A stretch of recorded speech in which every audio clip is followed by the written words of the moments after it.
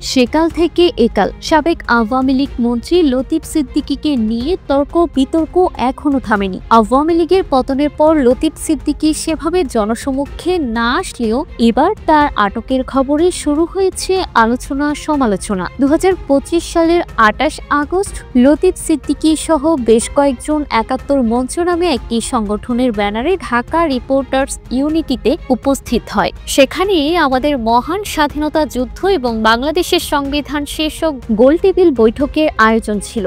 এই খবর ছড়িয়ে পড়লে বেশ কিছু লোক তাদের অবরুদ্ধ করে এবং নানা স্লোগান দিতে থাকে। পরে লতিফ সিদ্দিকী সহ তাদেরকে পুলিশের কাছে হস্তান্তর করা হয়। লতিফ সিদ্দিকী সবসময় দেশের রাজনীতিতে আলোচিত সমালোচিত এক চরিত্র। 2008 সালের নির্বাচনের পর আওয়ামী লীগের মহাজোট সরকারের পাট ও বস্ত্র মন্ত্রণালয়ের মন্ত্রী হন তিনি। পরে তাকে আওয়ামী লীগের সভাপতি মণ্ডলীর সদস্য করা হয়। সময়ের সাথে তার ক্ষমতাটাও বাড়তে থাকে। 2014 সালের নির্বাচনে তিনি বিনা প্রতিদ্বন্দ্বিতায় সংসদ সদস্য নির্বাচিত হন। সে নির্বাচনের পর তিনি তথ্য ও যোগাযোগ প্রযুক্তি মন্ত্রণালয়ের দায়িত্ব পান। একই বছর যুক্তরাষ্ট্রে এক সভায় হজ, তাবলিগ জামাত ও শেখ হাসিনা ছেলে জয়ের সম্পর্কে মন্তব্য করে তিনি দেশ জুড়ে সমালোচিত হন। এসবের জেরে মন্ত্রিত্ব হারাতে হয় লতিফ সিদ্দিকীকে। তখন তাকে আওয়ামী লীগ থেকেও বহিষ্কার করা হয়। জেলায় জেলায় তার বিরুদ্ধে মামলা হয়। দেশে ফেরার পর তাকে কারাগারে যেতে হয়। পরে তিনি সংসদ থেকে পদত্যাগ করেন।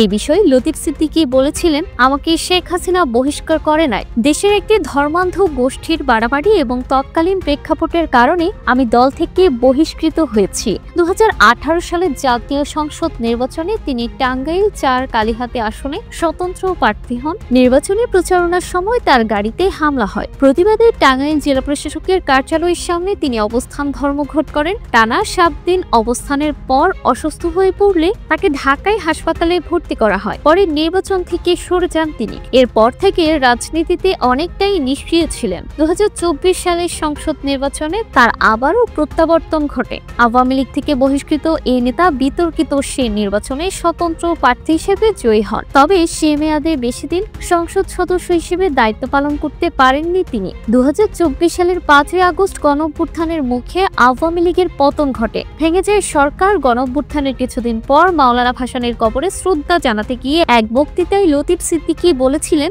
জীবনে আর কোনো রাজনৈতিক দলের সঙ্গে সম্পৃক্ত হবেন না। লতিফ সিদ্দিকী বঙ্গবীর কাদের সিদ্দিকীর বড় ভাই। ছোট ভাইয়ের মতো তার অবদানটাও ছিল সাহসী। তিনি মুক্তিযুদ্ধের শুরুতে টাঙ্গাইলের কমান্ডার ছিলেন। লতিফ সিদ্দিকী টাঙ্গাইল 4 বা কালীহাতি আসন থেকে 1970 সালের ঐতিহাসিক নির্বাচনে আওয়ামী লীগের প্রার্থী হিসেবে প্রথমবারের মতো প্রাদেশিক পরিষদ সদস্য নির্বাচিত হন। এরপর 1973, 1996, 2008, 2014 এবং 2024 সালেও তিনি সংসদ নির্বাচিত হন। বাংলাদেশের আরো 10 জন রাজনীতিবিদদের থেকে তার মতাদর্শতা একেবারেই ভিন্ন।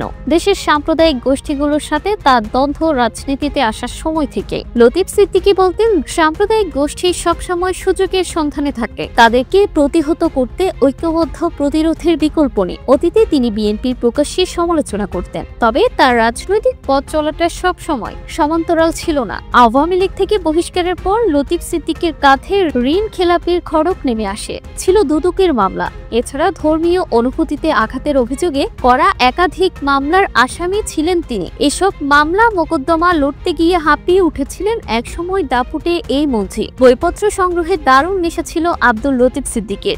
নান্দনিক নামের একটি প্রকাশনা সংস্থা ছিল তার। মামলায় পড়ে এসব বন্ধ হয়ে যায়। পরে নামমাত্র দামে বিক্রি করে দিয়েছিলেন নিজের সংগ্রহে থাকা বিপুল সংখ্যক বই। লতিফ সিদ্দিকীর এক জীবনে তিনি জীবনের আদর্শ থেকে সরে আসেননি। এজন্য বিতর্ক আর সমালোচনায় পড়তে হয়েছে বারবার। এবার আটক হয়ে নতুনভাবে আলোচনায় এসেছেন তিনি। প্রতিবেদনটি তৈরিতে তথ্য ও উপাত্তের সাহায্য নেওয়া হয়েছে পেরিস্কোপ ভিডিওস থেকে। আর এতক্ষণ আপনারা সঙ্গে ছিলেন বিশ্ব বাংলার। সেই সঙ্গে আপনি বাংলাদেশের কোন জেলা থেকে এই ভিডিওটি দেখছেন আমাদের কমেন্ট করে জানান। আমরা পরবর্তী ভিডিওতে আপনাকে ধন্যবাদ জানাতে ভুলব না। এতক্ষণ বিশ্ব বাংলার সাথে থাকার জন্য অসংখ্য ধন্যবাদ।